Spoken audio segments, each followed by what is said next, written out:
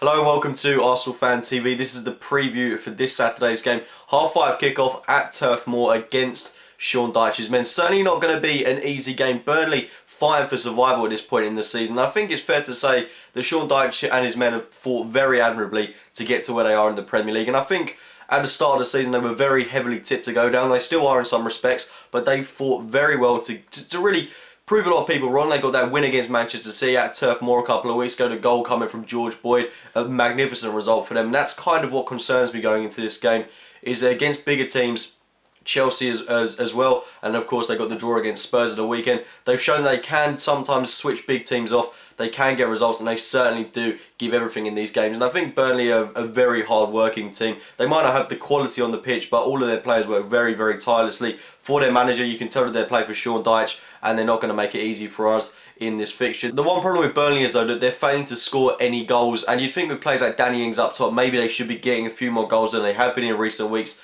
I think we're starting to see that they're really struggling to break teams down in the Premier League, and that's certainly an area of the pitch that I don't think we have to be too overly concerned about. Of course, I don't want to underestimate them. I know how hard they're going to work in this game, and chances can come, and when they do come, I'm expecting players like Danny Ings to make the most of them, so we can't underestimate them in any way, shape or form in this game. But of course, that's the one weakness that they've got in this game.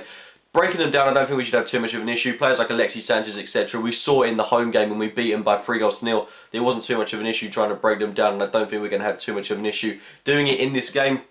Of course, looking at Arsenal, it's nice to have such a luxurious array of talent on offer in this fixture, and it's a good chance for maybe us to experiment with the side. But on the other hand, I think I'd want an identical 11 to the one that we played against Liverpool. Everything ticked so well for us in this game, the cohesion within the team. And I did say in the preview for the game against Liverpool last week that if we were going to play Mesut Ozil, Santi Cazorla and Aaron Ramsey in the same side, then I think that's going to work very well for us in our favour when we're having possession. And in this game against Burnley, I'm confident that we're going to dominate possession. I don't think they're going to catch us on the break too much in this game. I do think it should be fairly comfortable for us in that area of the pitch. I think if we've got enough defensive stability within the side, I don't think we'll have too much of an issue coping with Danny Ings, etc., George Boyd going forward. But I think the talent that we've got shouldn't have a problem breaking them down. So I'd go with an identical starting 11 to the one that played against Liverpool. Of course, coming out of the game of the weekend against Liverpool, we do have a couple of injury absentees, quite possibly. Aaron Ramsey is one that could be out for this game. Personally, I think he's going to pull through in this fixture. But if not, I would certainly consider dropping Santi Cazorla into that deeper playing midfield role